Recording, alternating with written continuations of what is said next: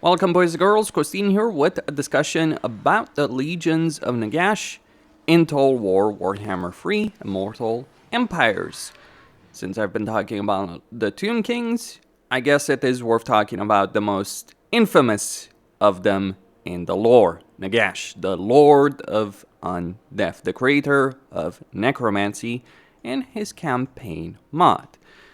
The way this campaign works, is you start over here in Nagashsar with it damaged and at war with Clan Carrion, who only hold the Desolation of Nagash. You do need to install certain other mods as well, like the mod configuration tool, Mixu, so there's going to be some changes with regards to provinces. Like Numas is going to be a provincial capital. You're going to have Camry with 2 regions, so instead of having 4 regions in a single province here, you have 2 regions in 2 provinces. Okay, that's one of the things. Bitter Bay does start out as destroyed as well.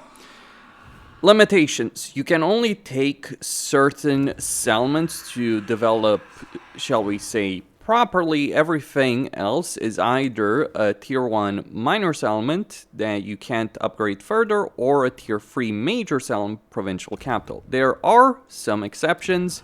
Some of these ritual sites, places of death, the former site of the Black Pyramid, or rather the Black Pyramid of Nagash, which once you get to a certain point in this campaign will actually become Nagash's own Horde army, allowing you to recruit a whole bunch of units and heroes through it, and acting like a Horde army does, with all kinds of benefits associated with it. So you start with Nagash, he's in a weakened state. He does have a Horde army, he does have a combination of undead units, all kinds. So you can get Tomb King units, you can get Vampire Count units, some of them. He can get units of the Vampire Coast, though not necessarily through just any settlement, but his primary focus is going to be on the Tomb King units, but he can get units from other undead factions as well.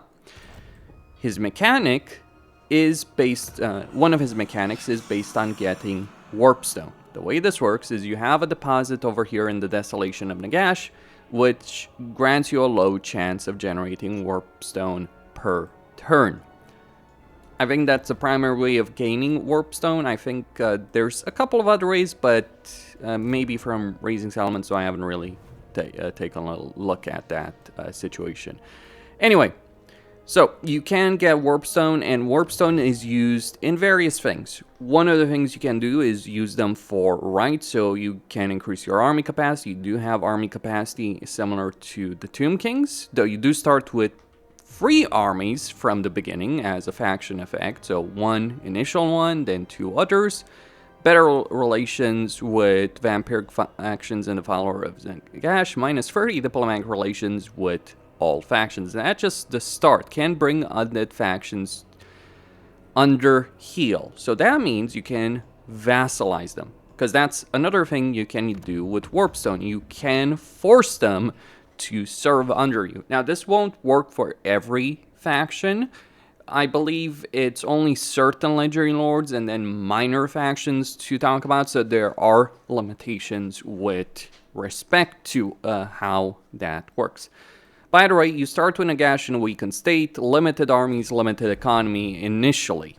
And you're gonna have to struggle with that limited economy, because due to the way that, the fact that you're using kind of like the Tomb King economic building, and then the fact that you have limited building slots due to the tiers of your settlements, you don't have as much of an economy as a vast majority of other races in the game.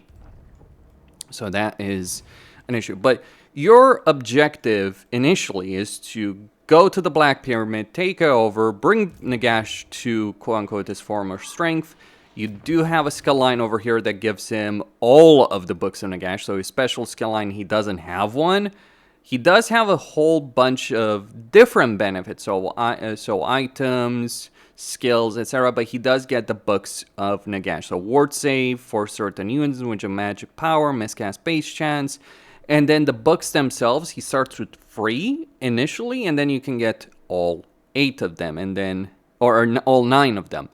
And then, yeah, you have a final benefit over here as when you've gotten all the 9 books of Nagash. The books themselves are ancillary items. You can equip them on Nagash. You can equip them on other lords as well.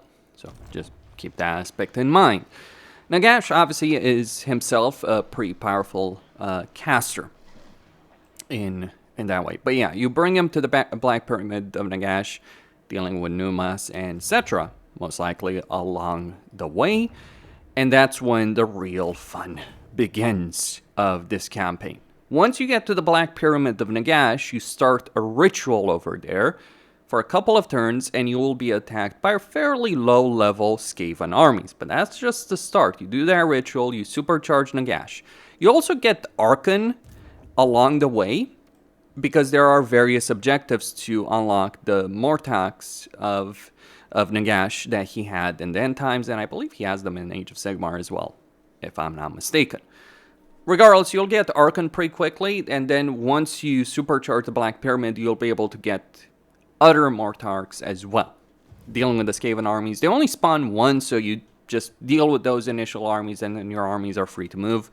You do unfortunately lose Nagash's initial Horde army, so you have to rebuild it from scratch, so it might not be worth really investing in that. Spending your money on that, or it could be, depending on how it works. Now, there is a distance between Nagash's and Khemri, but you do have a fancy portal, Dark Passage over here, so you don't have to fight your way through the mountains in order to get to Khemri, so you can just beeline it to the Black Pyramid of Nagash. And then, once you do that ritual, you start with no research whatsoever. But as you're doing objectives, you unlock research associated with the Mortarchs, and then associated with the ritual you want to do once you have the Black Pyramid of Nagash and Nagash has been supercharged. That's basically his ritual to take over the world. He tried to do that in the end times. Skaven blew it up, and I think they would even try that here. Regardless, once you do that ritual, that initial ritual, you do get access to various Mortarchs. Neferata can be unlocked just plain research, and she'll spawn with an army at the Silver Pinnacle. Any of the factions associated with these Mortarchs does get eliminated from the game. So Archon's faction gets eliminated, all his settlements are ruined, Neferata's faction in the Silver Pinnacle is eliminated. Neferata is looking pretty good over here, aligning with her end times look. Right there, she does have the mount. So does Archon have his end times mount as well.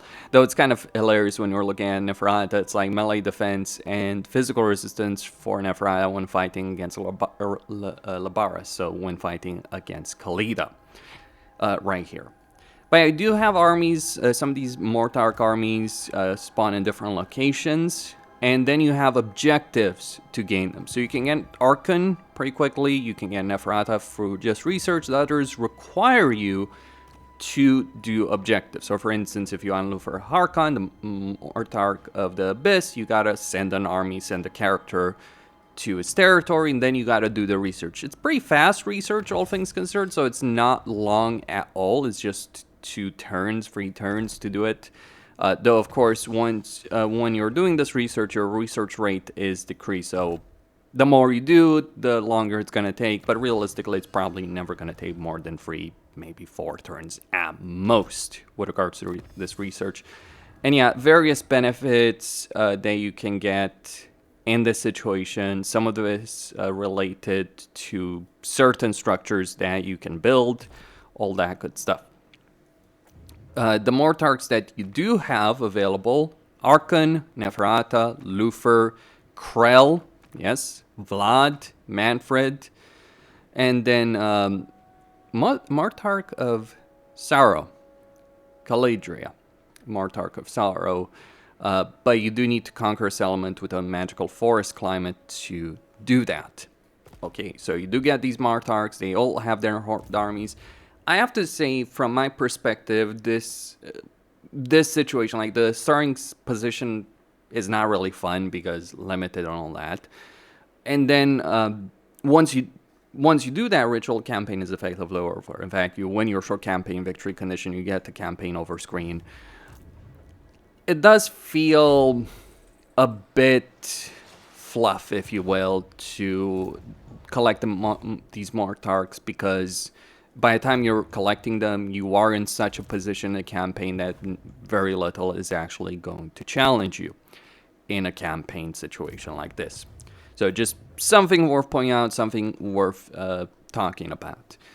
But what do you do after that with Nagash, right? Beyond just collecting Mortarchs, what do you do after that situation? Oh, by the way, you get ward saves for certain units, so you get Morghast, heroes, hero capacity, miscast base chance, passive ability, the curse. Okay. What is your campaign objective beyond using a bunch of his units, his unique units? So you got things like Morghast, you get Morghast heroes, glowing ghouls. Nagash is our guard with halberds, like basically Tomb Guard, more or less, just named differently, Yolosapien, etc. All kinds of units right there that you do have available over here for Nagash, all of these kind of special, wonderful things that he does have access to. Well, your objective is to do Nagash's ritual. That ritual requires you to go collect these places of death. You don't have to build anything in them, but you just have to gain control of them. There's various places of death. One of them is actually in Morafi's capital, which, yeah, I'm gonna say it outright, that is a pretty damn annoying location to have to go to. Right there for Morafi. But we can see it right here in the ritual, or we can see it right here in the objectives. Like we can get, like, there's all kinds of settlements that we can get for, you know, it says Warpstone mines, but I'm guessing it's a bit bugged. Like, I'm guessing these should give you like Warpstone locations, but they don't by looks of it. Could be wrong on that. Maybe it does change once you do gain control of them. Regardless, your objective is gain control of these various locations, these places of death. Once you do have control of them, you start doing rituals. Now, these rituals, well, they're something a bit special. So here's what happens. Every settlement that you get, so Lamia, Khemri, Drakenhof, Morkheim, etc., you siphon them in order to start getting the beginning of the end, and then the final step. That was what Nagash was aiming for in the end time. So it's like, required for victory, all undead factions become your vassals, endless rank of undead armies will rise from the dead, minus 40% upkeep, 10 army capacity. That's just basically vampiric corruption plus 20 to the whole world. Remember, you start with minus 30 diplomatic relations with most factions. Each of these rituals also reduces your diplomatic relations with factions by 15 for each of them. And there's a lot of them. So you will easily become the single most hated faction in the world. The whole world will literally unite against you because of how much they hate you. And you're going to spawn rogue armies that will start trying to hunt you down. So you need to take the locations. You need to hold them. It doesn't matter how much you upgrade them. You just need to hold them. And then you do those rituals. Then, with each location being attacked, it's probably best, maybe, to not do one at one point in the campaign and wait till it turns to do the next, like just trying to do them one after another. That might be my perspective. But then you get beginning of the end, and all important locations are going to be attacked. This reminds me of the Vortex, so it does seem better than the Vortex. And then you get the final step. I admit that the actual pacing and balancing of all of it, doing all of that does feel very tedious, to be sure on that. It is interesting, however, as an idea. How do I think Creative Assembly should handle this? Well, I'm not really fond of using rogue armies, though, you know, it is at least a fast process once you start it, because each of these rituals takes only 2 turns to do. So it's not a very long situation, right? Though I would prefer more a tab version where it's like you can do multiple of these at the same time with quest battles. So I think that would be a better way for CA. But Nagash doing various rituals, if CA ever does Nagash, and I do expect them to do Nagash, that's one of the ways it could do. So maybe copy some things from, surprisingly, Malachi, at least in terms of the adventure situation. But yeah, having a lot of these distant locations to go around the world is not necessarily all that fun because it just creates that grindy situation in campaign. One of the weird things about Nagash in terms of his campaign is you don't have vassalization for diplomacy, which Tomb Kings, Vampire Counts, and even Coast, if I'm not mistaken, haven't played them all for a while, but all Vampire factions, all Undead factions have that. Nagash doesn't, because Nagash is just like, I don't need living subjects, I will kill everyone. Like, even Archon in the lore in the end times was basically like, hey, let's free these humans and get them to fight alongside us. And Nagash is like, no, we'll just kill them, turn them into undead. Never let it be said that Nagash isn't a complete bastard. And actually, he is probably the biggest villain in the entirety of Warhammer Fantasy Universe, if not Warhammer as a whole. And that's saying something. That or Erebus in 40k. Regardless of that. So I think the idea of doing rituals, bringing Nagash back to power, and then ruling the world while having everyone trying to stop you, I think that would be very fitting for Nagash in a campaign. I don't think it quite works as well in a mod, but you know, mods have limitations, all that. There's certain things they can't do and all that stuff. And finally, you can also use the Black Pyramid of Nagash. So it's his Horde army. You can actually teleport it around various locations, so I think it is based on proximity to the location you are. Could be wrong on that. But regardless, you can use some of the Warpstone you have, not just for rights, not just for vassalization of certain factions. You can also use it to teleport Nagash's army to a limited extent. Maybe it should not be so limited, but yes, I believe that's one of the powers the Black Pyramid has. Otherwise, you can't explain how Nagash in the end times brought it over from Nehekara all the way to Drakenhof, which he did. That's where it got blown up by the Skaven, and he was really pissed about that. Do you know who saved the world from Nagash? You might laugh at the notion. Ekekla. Seriously, he nuked the Black Pyramid of Nagash. The entirety of Nagash's army, the Tomb Kings, the Undead, the Vampire Coast, or what remained of them anyway, because Luthor was dead by that point. But all of the Undead, the entire world, were standing up against the forces of Nurgle and the Skaven, and the Skaven saved the world. After destroying it, I should point out. Like, Skaven kind of brought about the end of the world. It wasn't Archaon that destroyed the world. It was the Skaven who blew up the moon, and it was only the Lizardmen who saved parts of it. But by that point, the world is pretty much done. Basically, there was no recovery from that situation. It was just like degrees of annihilation. But annihilation was pretty certain at that point. Yeah, gotta love the Skaven. Nagash tries to fight the Chaos Gods, and it's like the Skaven screw him over.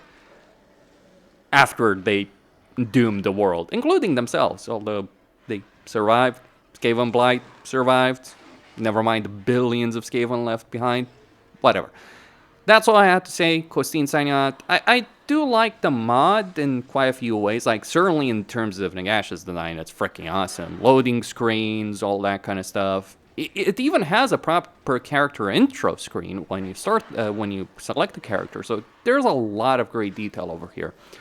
And also some great ideas, though not necessarily in execution, balancing, and pacing that CA should consider at least. And knowing CA and mods, they probably will.